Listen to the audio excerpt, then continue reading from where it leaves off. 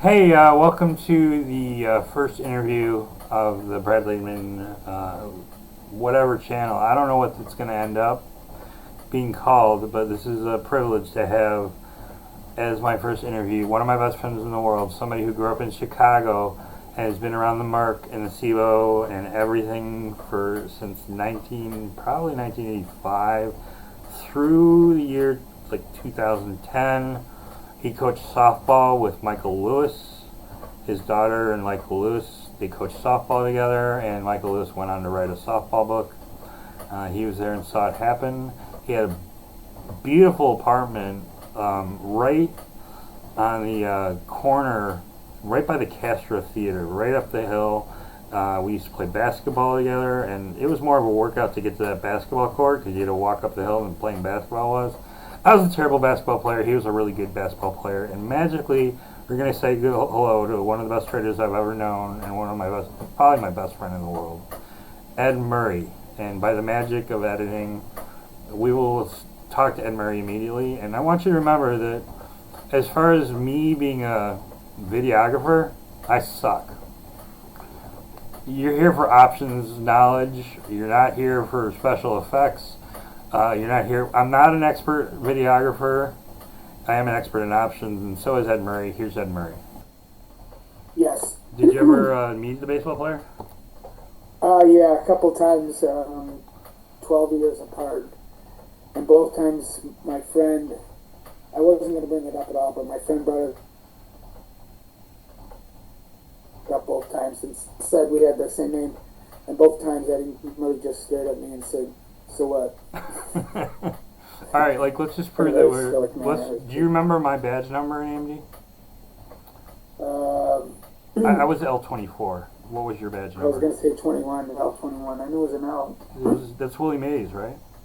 Do you remember who else's badge ended in 24? His first name. Willie Mays is 24. What did you say? Yeah, and who was F24 on the floor? His name starts with an F. No. Frank Hom. Remember Frank He Hom? was a broker. Rosh? Frank Hom. Remember Frank Hom? Yeah.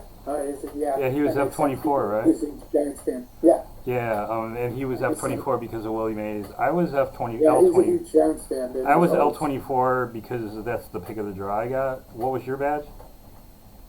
A62. Okay. And we met trading AMD, right? A&B. Yeah. Yeah. Just to show we're legit, I just went and bought a new laptop, and my memory of trading AMD was basically AMD would go up because they'd start making money, and then Intel would say you're ripping us off, and they would sue AMD, and then the volatility would go to the moon, and there'd be a lawsuit, and we'd make a lot of money because they kept ripping off Intel. And we'd constantly have lawsuits, and the volatility was really high, and it never really went anywhere. It would always go down. Do you remember that? Yeah, that's pretty accurate. And then it had a huge rally at the end of the bull market. This is interesting because I don't pay attention to AMD anymore, and I just bought this laptop, and this kid told me that it's the opposite now, that Intel is actually ripping off AMD, and AMD is suing Intel. I'm just taking the kid at the store word, but it's kind of funny, isn't it? So we became friends because, what did we bond over? It wasn't options, was it? It was music, wasn't it? No, it was music. It was probably the Kinks and Amy Mann. But it was definitely music, right? Yeah. And your memory is foggy, Music, but definitely. Your memory is foggy on this. Yeah. We both saw Nirvana at the Cow Palace, the benefit concert, right? But you think we went together, and I'm sure that we didn't go together. Yeah. We were friends. That's around the time we went. You were at the show, and I was at the show. Yeah. And here's a special offer to our viewers. Yeah. It's that whole show is on YouTube. Are you aware that whole show by Nirvana is on YouTube? It is. Just take my word for it. So here's a special offer from our viewers. This is one of my best friends in the world. I know, I've seen it. You've seen the video? I've never seen the video. So here's a special offer to anybody watching Brad Letterman's channel. And I consider Ed what would you like? Like Ed McMahon is insulting. what would you like to be to my Johnny Carson or my Conan O'Brien or my David Letterman? Like Andy Richter, Paul Schaefer? Well, who's your favorite second banana? And maybe Andy Richter. Andy Richter? All right, I'm going to be David Letterman, you be Andy Richter. Because I think Andy Richter is cooler than Paul Schaefer. Would you agree with that? Yeah. What would you say was the one criticism of the David Letterman show with Paul Schaefer as band leader as far as having bands on? What was the one criticism? Yeah, the one valid criticism of the David Letterman show, Late Night with David Letterman, when Paul Schaefer was the band leader and he'd have a band like REM on. What was the one valid criticism of what he did to bands back in the day? They would use him as the backing band. Yeah, and the replacements don't need... The replacements, Will Lee and those guys are great musicians, but the replacements, you just want to see the replacements. You don't want to see Paul Schaefer play with the replacements, or at least I don't. What's your opinion on that? Definitely don't. Yeah, I just want to see the replacements. I just want to see I don't REM. think they did that. They did it. Well, REM, they definitely did. Maybe back then, but okay, like I don't remember, but I definitely remember a performance of What's the Frequency Kenneth with REM. I don't remember if they had to play with the band or not, but I do remember that Dan Rather came out during the performance. You ever seen that? Yeah. And I've seen the early clips from on Letterman and I used to videotape Letterman and watch it during high school. I'd videotape it at night and then I'd watch it during school. Like, what's your favorite Letterman gag?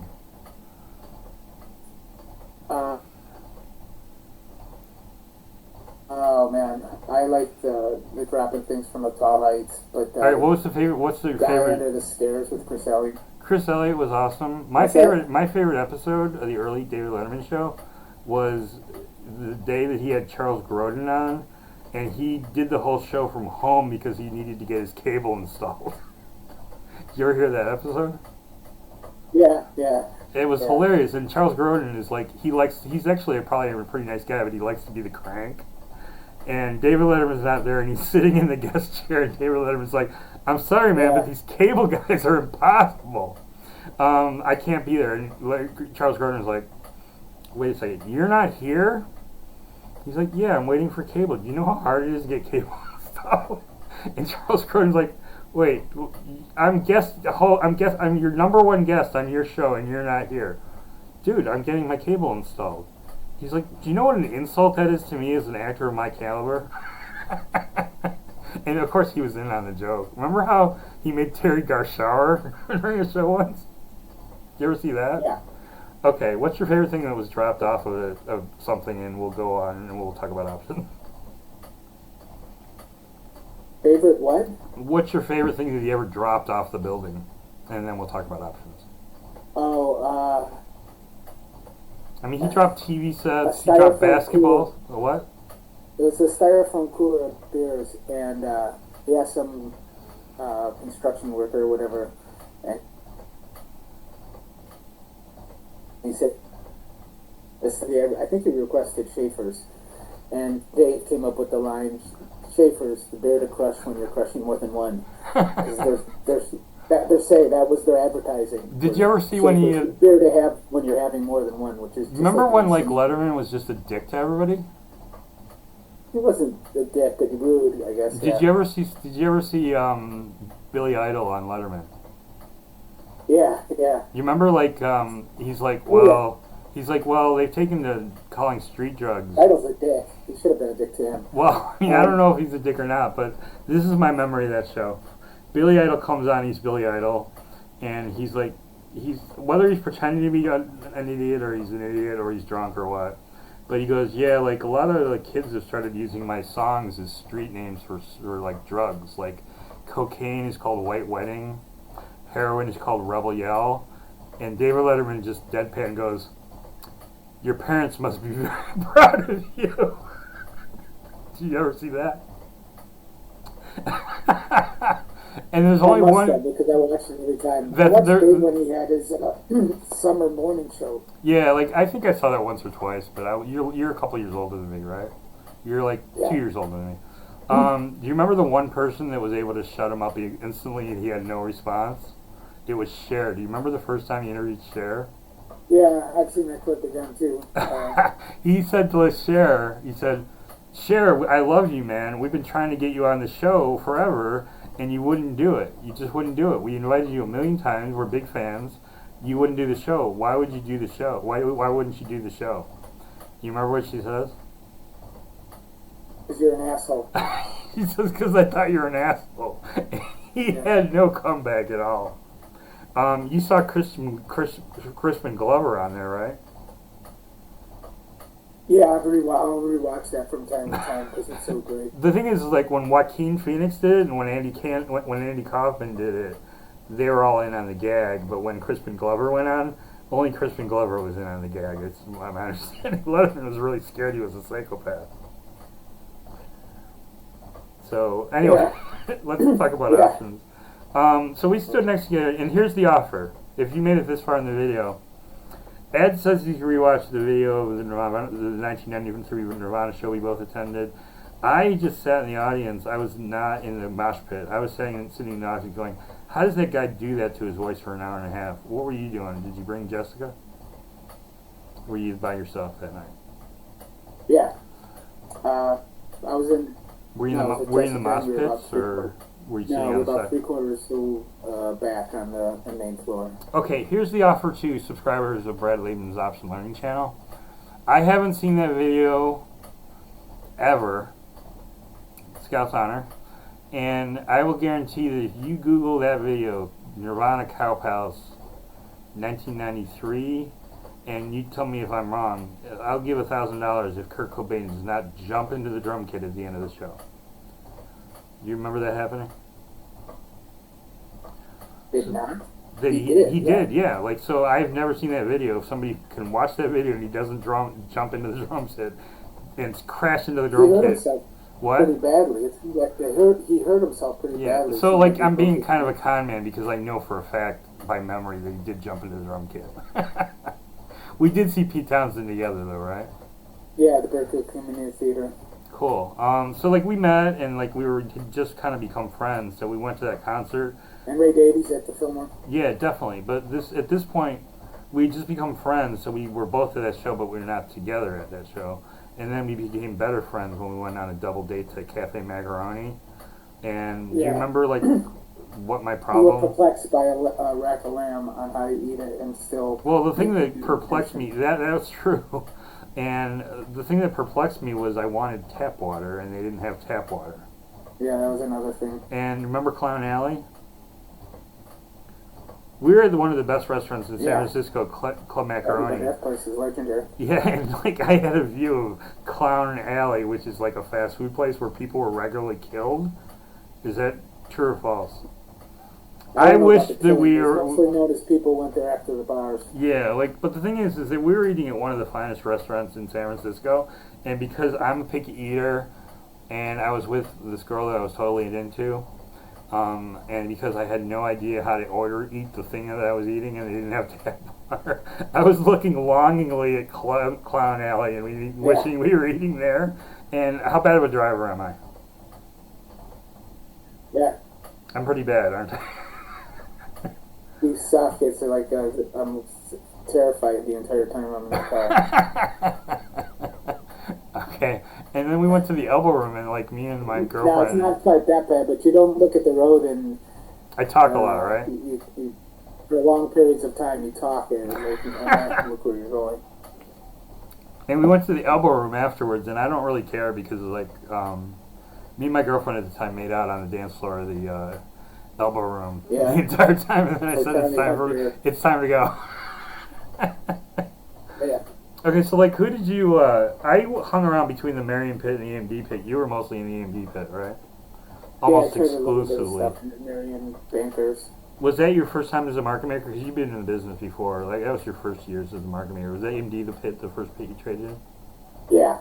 Okay. And I went to the Board of Trade. But we've made a gentleman's agreement to... as a clerk in the bond pit in the 80s. That was my first job, and I lied. No, we've made a gentleman's agreement that we're not going to argue over who is a better trader, either me or you. We're just going to say that we were both as good as I'm sure you would. Well, but the thing is that I was working for O'Connor and Associates, and I regularly bribed brokers. Did you know that? Yeah, the Like, O'Connor guys definitely have. I had Yeah, money. they're all- I had money behind me. What did you? What was your first account? How much? Yeah, you guys would magically appear right when a big trade was going to go in. How much was your account when you first started trading? How much money was in it? Yeah. 50 grand. Okay, I was working for O'Connor Associates. I just never even had to worry about that stuff. I just knew that I had billions of dollars behind me. And it's true that at the time, O'Connor would pay for trades, and they would know that a bear would be coming in. And the rule was to just show up in the pit, and don't be first, but make sure you're second. Or if it's a really good trade, be first and hog it or whatever. And the locals just hated us because they would do that. The other O'Connor traders would just show up in the pit, and at the time, now it's all computerized and there's no updating, but we had to manually use sheets to open markets, and in crazy situations, it'd take a half hour to get a stock open, wouldn't it? It was actually work being on the floor to make updating markets back in the day when we were trading, before poets. And the locals would be like, we're here all day working our asses off to keep these markets accurate so we don't get picked off. And you just show up and you do all the very trades. There was a lot of resentment for the O'Connor guys. So, you know how I made peace with the Marion crowd before it moved next to AMD? No. Remember that guy Greg in the purple jacket that did the same thing? He was a guy named Greg, and he also had order flow. Yeah. He also paid for order flow. So this was before Marion moved next to AMD. This was when Marion and AMD were over by Aaron Shear's pit. Do you remember where Erwin Shear sat? This was before your time. You remember where Erwin sat? That's where the original Marion pit. Yeah, but I wasn't there then. Yeah, so I'm just saying, when it was there, that guy who also paid for order flow, and I also paid for order flow, he would come in, and they hated him even worse than me, because at least I was in the Marion pit making markets.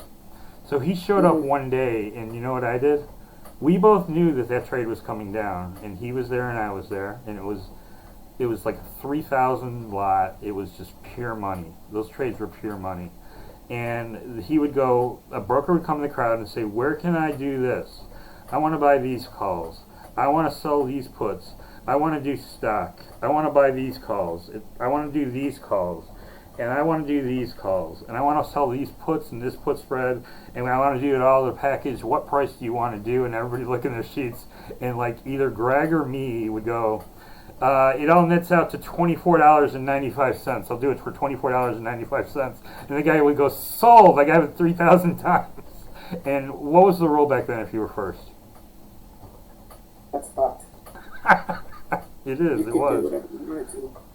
Yeah, you can take as much as you want. 50%. So what? You know what? The thing is that my crowd hated me because I did that, but they really hated the other guy because he never even made a market in his life. He just sat in a booth, got called, had a badge, showed up, and was second all the time to the O'Connor guys. So you know what I did? It was traded 3,000 times. You know how many I did? I did 20. 3,000. I did 2,900. I did 2,900. And Greg got 20. Everybody else got 20. And then Greg went back to his pit and had to explain to his boss why he got 20, right? You know what happened right after Greg got like about 30 yards from the pit? I said, I took on too much risk. Sold it to the locals. Yeah, I said I took on too much risk. Like anybody else want part of this trade. And we traded it again, and I shifted it out so we all did it equally. So we all did like 500, and Greg did 20. They were like, thank you. And that's how I made my bones. That's awesome. Yeah. I would bribe people. All right, let me ask you, be honest. Have you ever just said done when you saw really smart people doing a spread and you had no idea what was trading? You just said with, me too. Did you ever do that? Or were you honest? Tell the truth. I was paying attention and I knew what was up. But all right, like, there's like can I make a confession? Like, I knew who the smart traders were, and if they wanted in on a trade that was very complicated, here's what I would do. I would go. They would say done, and I would say done too, and I would be third. And the first guy would take 1,500. The second guy would take 750. I'd take 350, and then somebody else would do everybody else would do like 30 lots. And I had no idea what I was trading, right? You remember Rashid? It was usually Rashid. was right there at the time, right? You know what I would Yeah. do? I knew it was a good trade. I had no idea what the trade was. I just knew it was good because there were certain people that were good traders. If they did it, I knew it was a good trade, and I had no idea what the trade is. So Rashid was always sitting right by us, and we were always talking music. Do you remember that? He was talking about public Yeah. enemy and Parliament and all that stuff.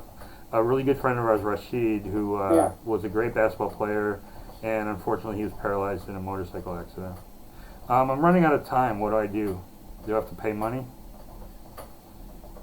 Or do I we have don't to know. just... Want me to do this another time? Let's just do part 2 right away. So let me... no, I'm not running out of time. How about tomorrow during the day? Okay, we'll finish it. We'll finish it tomorrow. But let me tell you what I would do when I knew it was a kick-ass trade, and I had no idea what it was. Rashid was sitting there watching every time in that chair, was he not? Definitely. I said, you know, Rashid, you know, you've been really good to me. You're a good friend. Write this up for me. And I wouldn't find out what the trade was until Rashid wrote it up. Rashid got paid, and I got the trade, and that's when I found out what the trade was that we actually did. Is that a believable story? Yeah. All right, this thing has probably screwed it up, but let's meet tomorrow and do part 2 and actually talk about options, and I'll edit things around. All Okay, right, cool. it was good talking to you, man. Those are good days, wasn't it? Wasn't I God for doing that to Greg? That was awesome. All right, I'll talk to you later. Thanks for your time. No problem. Peace. Okay, I could have edited out the Zoom mistake there, but that proves 100% and what preceded 100% that you can trust my channel. I just told you some of the worst things that I ever did as a trader, and I was pretty ethical as a trader. We'll discuss later the worst thing I ever saw on the floor, but in general, I was one of the more ethical guys on the floor. And I just told you everything that was bad about me when I worked for O'Connor and Associates, and I just had to produce. I was a young kid, and that's how I dealt with it. And that's how I was a star at O'Connor. I'm admitting it right now. I bought brokers. I had so much money. They were dying for my business, and I would pay them with O'Connor's money every chance I got. And I would, while Ed was in there in the pit fighting and fighting, I was sitting back talking to my friend Rashid, who is now paralyzed and is still one of my best friends, and I'm still looking for him. You're out there somewhere, Rashid, and you got a friend here. You know by the end of that last story and the mess up in Zoom that we're telling the truth on this channel.